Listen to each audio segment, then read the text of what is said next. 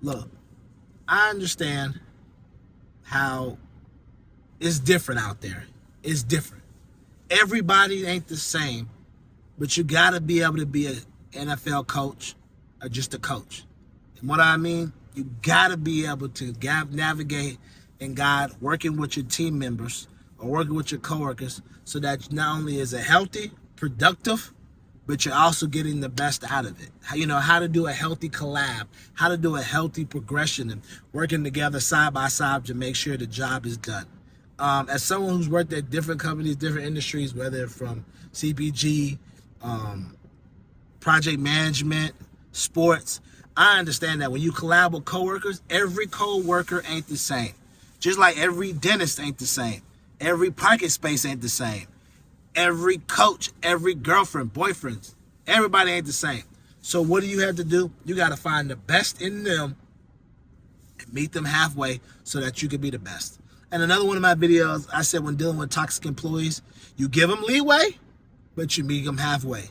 When it comes to collaborating with another coworker, it's best that you give them it's best that you meet them halfway, but don't give them any leeway. Because if you give a coworker too much leeway that you never worked before, you'll mess around and have a deadline and they side the project ain't done, and then it's all y'all's fault. And then depending on if they're liked in the job, they won't be taking the blame, but you will. So you don't need to give them no leeway when you're working with a coworker.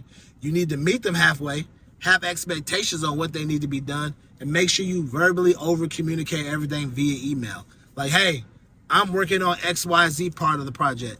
You got XYZ of the project. Let's all come together. Project's due on the 20th.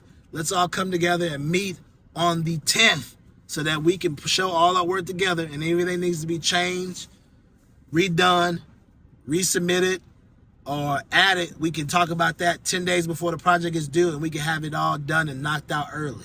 You know, you have to over communicate when you're collaborating with your coworker, especially if it's a coworker in a different department, especially if it's a coworker that's in a different building, different state, different area, whatever it may be. If it's a coworker that's in the same department as you, you still got to make sure you over communicate, but you're able to see them a little bit more, and they have a better understanding of who you are, what you are, and what they need to be doing. But you still need to keep an eye on them. I've always been the type, if I'm collaborating with somebody on a project, I'm over communicating and I'm keeping an eye on them because I don't know how they roll. If I've only heard about how they roll, if I've only had projects where we had to submit stuff and I submitted my stuff early and they submitted their stuff late, that lets me know that they have a tendency of not being on time for shit. And if they have a tendency of not being on time for stuff, then I need to make sure I over communicate with them that, hey, we need this done days out in advance. Because I refuse to let you make me look bad. If I'm going to look bad, I'm going to look bad by my hands. Not by the hands of somebody I'm collaborating with. So I've been there. Had a project, or at the CPG agency, we had to match and match up all these receipts and all these pictures and all these accounts of stores that which got hit. And I had to work with somebody. The person I had to work with, luckily they understood by dealing with me and having conversations with me how I got down. And what does that mean, Eric, how I got down? They knew me outside of this work stuff. Meaning, like, they saw I had my own work. They had their own accounts, but they saw how I talk. They saw how I roll. They saw my expectations, and they knew Eric wasn't, as the kids like to say, Eric wasn't effing around. And they didn't want to find out. And since they didn't want to find out, they would make sure to be like, yeah, man, I got your email. Yeah, man, we're going to have it done. We had the project done 8 days in advance. You know why? Because they knew how I got down. They seen how I talked to some of the clients that wanted to boost their chest or feel entitled. In the words of Bane, just because you're paying me doesn't give you the right to talk to me any type of way. And once people seeing how you get down, how your work ethic is, and what your expectation is of others and of yourself, then people will be very hesitant to play with you. And as my coworker said that, I was like, hey man, it's good that we got the project done. I'm glad. He was like, yeah, man, I ain't gonna lie. I told somebody I was partnering with you, and the first thing they said was, all right now, don't F around, because you don't want to find out what Eric might do or say. That's funny, but in his mind, he was more concerned about if he didn't live up to his side, what I was willing to do or say to him to make sure he did his part. And I'm not saying I'm hostile. I'm not saying I'm aggressive. I'm not saying I'm whatever. But what I'm saying is I will talk that corporate talk. And I will come directly at you. Ain't no emailing. Ain't none of that.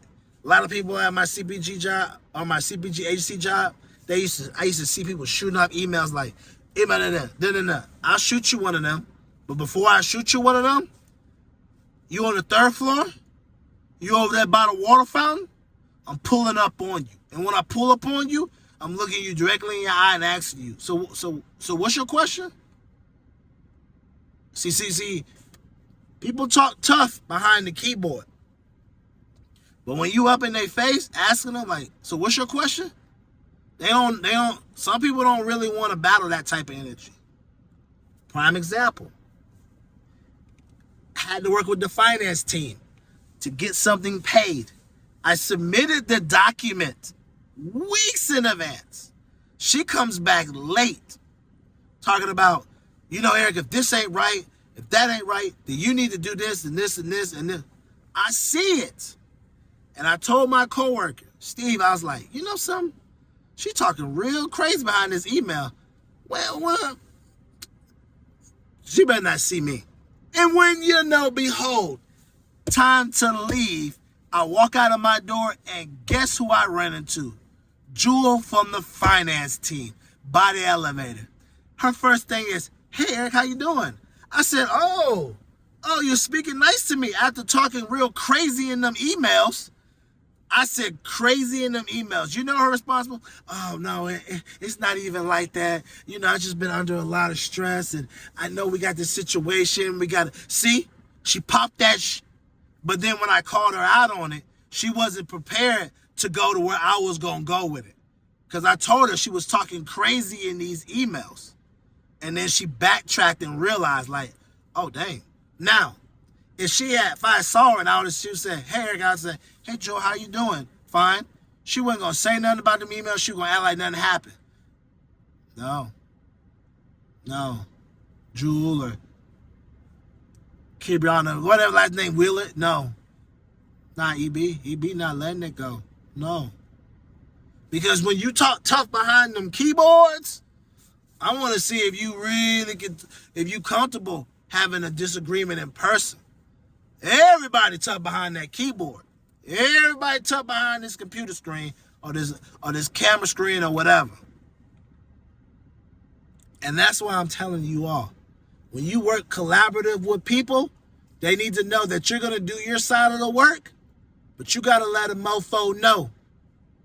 Bro, I'm not the one. I'm not going. There won't be no disrespect. There won't be no, I get back. No. There won't be no, you do it and then I show up. No, we ain't going to do that. You got to draw the line in the sand, because what it does is it sets the tone, it sets the mood for future projects. After that little incident happened where I called her out and she started backtracking, whatever, the next issue we had 2 days later, she was like, well, Eric, do you think, do I think? Eric, can you? I said, can you now? I told my coworker Steve about it. He started falling out laughing. He's like, man, I saw you over there talking. I said, yes, because I said something to her. He's like, for real? Yes. Because I refuse to let people that I'm collaborating with feel like because they're behind the keyboard or in a different department, they can talk however way they want. In the words of Bane, you think just because you paid me, because she didn't really pay me, you can talk to me any kind of way? Nah, we won't allow that. And some of y'all are like, well, Eric, you just pretend to be... No, I'm not pretending to be tough. I'm not trying to be tough. What I am is being a person that's going to respect himself, to know that if you don't nip stuff in the bud, the person you collaborating with, I collaborate with finance a lot. So if I don't nip this in the bud now, she's going to do this dumb stuff again, and feel like she's entitled to say or talk to me any kind of way because no one has said something to her. And that's how people you collaborate with in your department, other department. It's nothing wrong with being expeditious, like T.I. says. There's nothing wrong with being effective with your time, being proficient. There's nothing wrong with being excellent. All the good words. But there's also a thing wrong with being disrespectful, being lazy, and getting out of pocket. You let people get out of pocket, be disrespectful, and be crazy with you, then everybody's going to start knowing that when they collaborate with you, you a walkover. And that was one thing I wasn't going to allow. People collaborate with me, they got to know. Eric will say something. And that's how I start getting around like, yeah, man, I heard about something. Good. Because I'm not the one to be played with. You want to play with somebody, go play with your kids. I'm not it. And that's standing on GP. Because what I've seen and I've experienced in the past is working with people and people sending me an email when I first start working, and all of a sudden I'll be like, well, hey, I'll get back to you. Okay, then when the project done, I'm taking the blame, which I've had before on my first gig. And I'm like, what is going on? And then I realized, I let this motherfucker do whatever he wanted. And because I let him do whatever, he walked over me, gave me late deadlines. I had to work. And then now I got my supervisor giving me a one-on-one toolage talking about, I'm very disappointed that you allowed yourself to stoop down to his level. You know, you should never stoop down to Mark's level of having your stuff turned in on late. I really thought you had better in you. And when all actuality, I'm trying to be a good coworker with this bum. And all what I really should have been is, hey, man, you ain't got your stuff. Man, you need to get on it, bro. I should have been called this bum out. But all it took was that time. And then as I gracefully started learning more about corporate America, working with other people and collaborating, I realized I wasn't gonna let this happen. If I did it back in college when we had a team project and I called out one of the star basketball players because everybody else was scared to call him out because he was taller, I said to myself, I'm not gonna let no bum bring me down or try to take my shine. I don't let that bum, I'm not gonna let any of these grown bums that are older than me do it. And that's how you have to be. We have to be collaborative, share our ideas, make sure we have deadlines so work can be done, but we also can't let these bums take our shine. We can't let these bums, put our job in jeopardy or have us looking bad because we doing our part and these bums are not doing theirs. And last but not least, you also can't let these bums get out of pocket, get disrespectful, or talk crazy to you. Disrespect will not be allowed. Tell yourself that. Disrespect will not be allowed. Because there's some of y'all right now that are letting a coworker that you collaborate with or another department that you collaborate with disrespect you, and you tolerating it. You done complain to your manager, they ain't did nothing. You done complain to HR, they ain't did nothing. I've been there. We have to check the disrespect. Because if not, then it'll constantly keep going. I've been there. Mark did that crap, my first job. Been there 12, 15 years before me. Oh, that's just how Mark is. You shouldn't let yourself stoop down to Mark. Then why ain't y'all checking Mark? Oh, because Mark's been here for so long, but I'm the new guy, so throw it on me because somebody got to take the blame. Told myself, I was like, nah. Mark did it for so many times, then finally, bam! Mark, when your stuff going to be done? Well, Eric, I don't know. Man, look. Don't team me up with Mark no more. It's like I just lost my at work and just said it. And you know what happened? Never got teamed up with Mark no more. But that's what it takes. You got to stand up for yourself. I've been there. And once I stood up for myself, even though it was my first gig, because I was like, man, I need this gig. I can't. If I lose this gig, I got to pay my rent. And all these things go through your head because you're thinking about using the rent. You got bills, you got this, you got that. But at the end of the day, what is it that's most important? And that's your gosh dang sanity. And Mark was making me lose my sanity.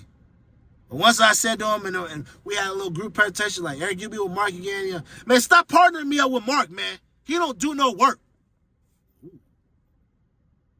Room got quiet. Had a little one-on-one with HR. Told him about everything Mark done. Told him that I've been telling the supervisor. HR brought the other regionals in there. Never was Mark partner again. Sometimes it takes that. But you got to keep your sanity. You got to keep your sanity when you collaborate with your coworkers in your department and other departments. So remember, be intentional and meticulous. Be intentional what you want, how you gonna get it, how you gonna keep it, how you gonna grow it. Be meticulous about how you gonna break down, how you gonna share it, how you gonna have it, and how you gonna make sure you continue to keep having it around you and growing it. And last but not least, keep living your life. Because if you don't, your life is not going to live